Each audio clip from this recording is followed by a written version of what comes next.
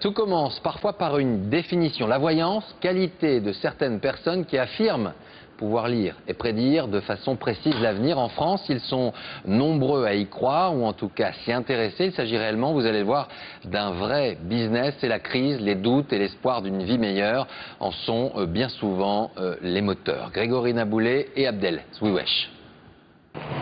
Puisqu'on a tendance à ne croire que ce que l'on voit, nous avons testé pour vous la voyance. Je vous ai fait attendre. Nous filmons en caméra cachée. Un jeu de tarot, des questions bien placées et stupeur. Au bout de quelques minutes, nous voici presque démasqués. Quand on voit des reporters ou des gens comme ça, on sort les mêmes cartes qu'on sort pour vous, comme si vous pouviez être capable de faire des reportages. Donc je peux être journaliste. Vous pourriez être journaliste ou devenir journaliste, ça c'est sûr. En dehors de ça, pas de grandes révélations. Voyage, réussite, vie sentimentale, du classique. Prix de la demi-heure, 70 € tout de même.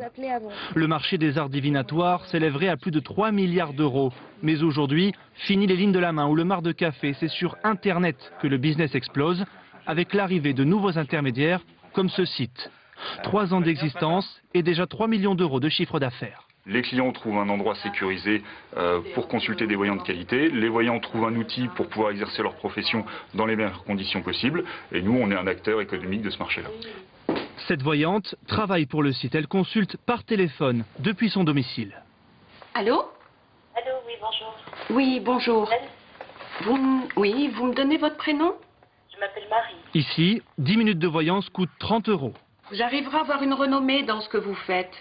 Les gens pensent que c'est un marché fructueux pour faire de l'argent.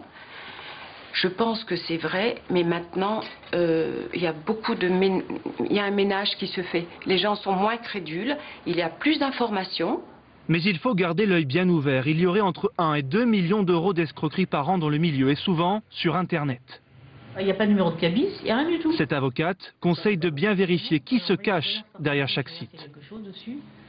Cherchez en bas de page d'un site de voyance, il y a bien marqué mention légale ou conditions générales d'utilisation, et puis bien regarder avant de se lancer tout de suite. Un Français sur 5 ferait régulièrement appel à la voyance. La crise économique, une aubaine pour les marchands d'avenir.